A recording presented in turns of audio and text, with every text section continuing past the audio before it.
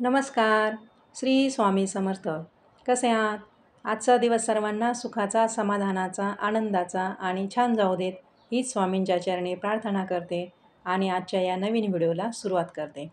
सर्वात प्रथम तुमचं सर्वांचं माझ्या यूट्यूब चॅनलमध्ये अगदी मनापासून स्वागत आहे. उद्या आहे 26 एप्रिल, वार शनिवार 2025 आणि याच दिवशी म्हणजे उद्या आपल्या स्वामी समर्थ महाराजांची पुण्यतिथी आहे. आणि या पुण्यतिथीच्या निमित्ताने आपण जे श्री गुरुचरित्र पारायण केलं आहे त्याची ही उद्या सांगता आहे. तर या स्वामी पुण्यतिथीच्या निमित्ताने आपल्याला स्वामी महाराजांना जो नैवेद्य दाखवायचा आहे तो नैवेद्य कसा बनवायचा, म्हणजे त्या नैवेद्यामध्ये कोणते पदार्थ बनवायचे, कोणते पदार्थ बनवू नये, नैवेद्य कधी दाखवायचा, तो कसा दाखवायचा आणि आपण स्वामी पुण्यतिथीनिमित्त जे गुरुचरित्र पारायण वाचलं आहे त्याची सांगता कशी करायची, कधी करायची, ही संपूर्ण माहिती आजच्या व्हिडिओमध्ये सांगणार आहे. त्यामुळे व्हिडिओ स्किप न करता पूर्ण बघा. व्हिडिओला सबस्क्राईब करा आणि लाईक शेअरसुद्धा करा, म्हणजे असेच माहितीपूर्ण व्हिडिओ तुम्हाला बघायला मिळतील. आजच्या व्हिडिओमध्ये आपण स्वामी पुण्यतिथीबद्दल माहिती पाहणार आहोत. याच दिवशी स्वामी महाराज आपला देह सोडून निघून गेले होते, म्हणजेच महाराजांचं निर्वाण झालं होतं. जेव्हा आपण स्वामी महाराजांच्या निर्वाणीबद्दल बोलतो, ऐकतो, तेव्हा आपल्या अंगावर अगदी शहारे येतात आणि आपल्या डोळ्यात पाणी येते. पण स्वामी महाराजांनी आपल्याला सांगितलेलं आहे की हम गया नहीं जिंदा है. स्वामी महाराजांनी फक्त देहत्याग केला, पण ते प्रत्यक्ष आपल्या आजूबाजूला प्रत्येक गोष्टीमध्ये त्यांचा वास आहे. प्रत्येक चराचरात स्वामी आहेत. फक्त आपल्या मनात तसा भाव असला पाहिजे, म्हणजे आपल्याला स्वामी महाराजांचं अस्तित्व आपल्याला कळेल. म्हणजे बघा, आपण असा विचार करू की झाडांमध्ये, पानफुलामध्ये, पशुपक्ष्यांमध्ये, तुमच्यात आणि आमच्यामध्ये प्रत्येक कणाकणामध्ये स्वामी महाराज आहेत. आणि मग स्वामी महाराज आपल्याला दिसू लागतील, आपल्याशी ते बोलू लागतील. तर आता बऱ्याच सेवेकऱ्यांनी स्वामी पुण्यतिथीनिमित्त श्री गुरुचरित्र पारायण चालू केलेलं आहे. काहींनी सेवा केंद्रामध्ये चालू केलं, काहींनी मठात चालू केलं. ज्यांना सेवा केंद्रामध्ये काही कारणामुळे जाता आलं नाही त्यांनी हे पारायण घरी केलं. उद्या पारायणाची सांगता आहे. तर या पारायणाची सांगता कशी करायची, महाराजांना नैवेद्य कसा दाखवायचा, त्याची माहिती आता आपण बघू. बऱ्याच सेवेकऱ्यांना याची माहिती आहे, पण जे नवीन सेवेकरी आहेत त्यांना माहिती नाही. त्यांच्यासाठी या व्हिडिओचा नक्कीच उपयोग होईल, त्यांना पण माहिती मिळेल. तर बघा, नैवेद्यामध्ये काय काय पदार्थ बनवायचे. स्वामींना तसे सर्वच पदार्थ आवडतात. आपण प्रेमाने आणि अगदी मनापासून केलेली भाजी भाकरीसुद्धा आपल्या स्वामींना आवडते. आपल्या मनातील भाव खूप महत्त्वाचा असतो. स्वामी महाराजांना भरपूर असे पदार्थ आवडायचे, पण त्यातल्या त्यात सर्वात पहिली आणि महत्त्वाची गोष्ट त्यांची आवडीची पुरणपोळी. स्वामींना पुरणपोळी अतिशय प्रिय आहे. त्यामुळे तुम्हाला जर तेवढा वेळ असेल आणि शक्य असेल आणि तुमची इच्छा असेल तर तुम्ही उद्या नैवेद्यामध्ये पुरणपोळी नक्कीच बनवा.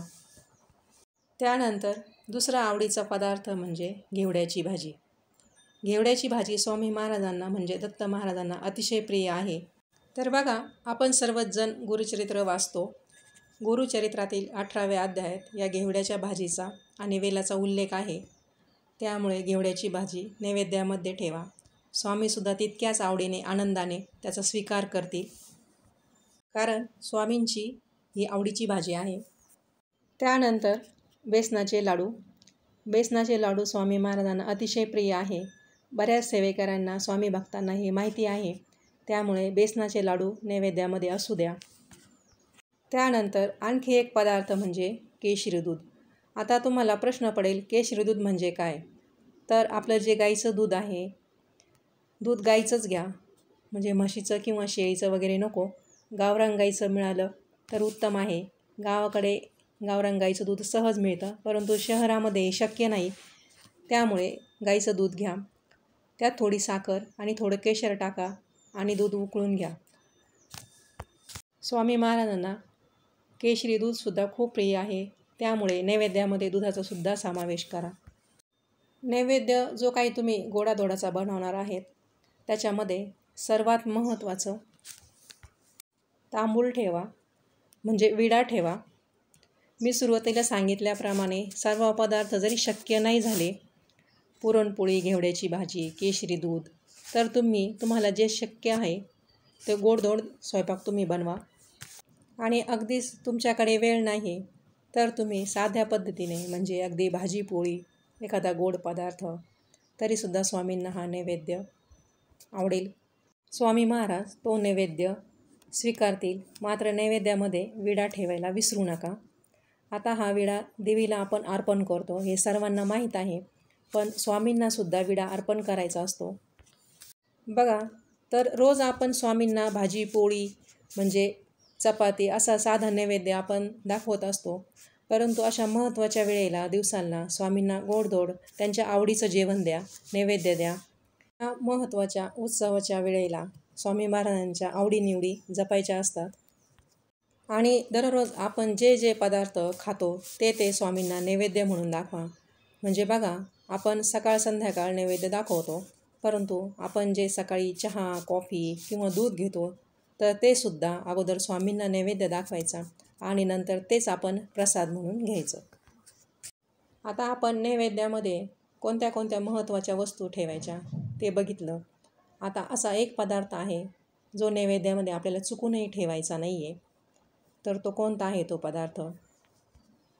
तो म्हणजे मसूर डाळ. मसूर डाळ कोणत्याही देवाला नैवेद्यामध्ये ठेवायची नाही. बघा, काही जण तर मसूर डाळ खातही नाही. मी सुद्धा आमच्या घरामध्ये स्वयंपाकात मसूर डाळ कधीच वापरत नाही. तुम्हाला जर मसूर डाळ खायची असेल, आवडत असेल तर तुम्ही ती खाऊ शकता, पण कोणत्याही नैवेद्यामध्ये मसूर डाळ वापरू नका. नैवेद्याचं संपूर्ण ताट भरून झाल्यानंतर सर्व पदार्थांवर तुळशीपत्र न विसरता ठेवा. आपण जेव्हा नैवेद्य दाखवताना देवघरात देवाचा असणं जेवढं महत्त्वाचं, तेवढंच तुळशीपत्रसुद्धा तितकंच महत्त्वाचं असतं. तुळशीपत्राशिवाय स्वामी महाराज, दत्त महाराज, भगवान विष्णू किंवा त्यांनी जे जे अवतार घेतले त्या सर्वांच्या नैवेद्यामध्ये तुळशीपत्र हे लागतंच. तुळशीपत्राशिवाय ते त्या नैवेद्याचा स्वीकार करत नाही.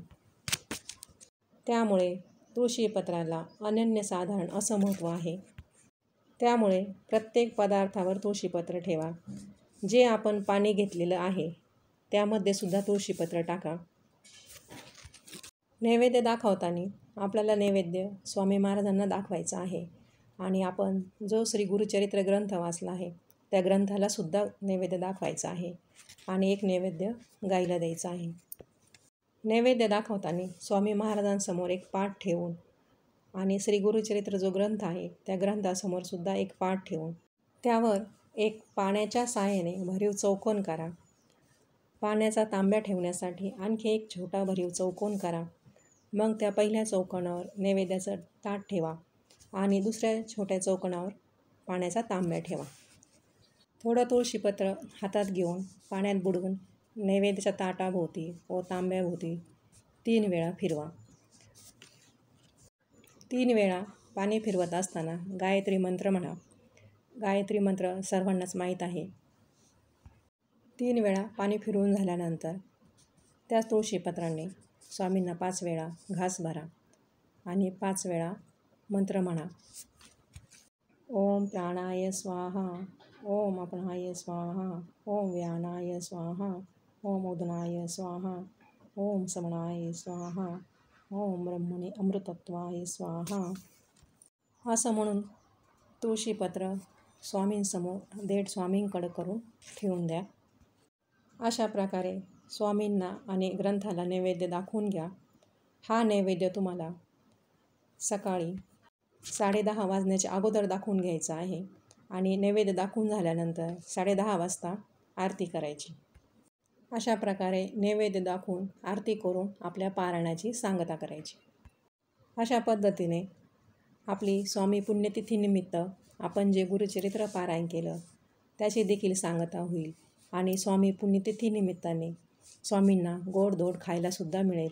स्वामी पुण्यतिथीसुद्धा साजरी होईल आणि आपली सेवा परिपूर्ण होईल. झालेली सेवा स्वामींच्या चरणी अर्पण करते. श्री स्वामी समर्थ. तुम्हाला माझा आजचा हा व्हिडिओ कसा वाटला हे मला कमेंट करून नक्की सांगा. आणि माझा संपूर्ण व्हिडिओ पाहिल्याबद्दल धन्यवाद.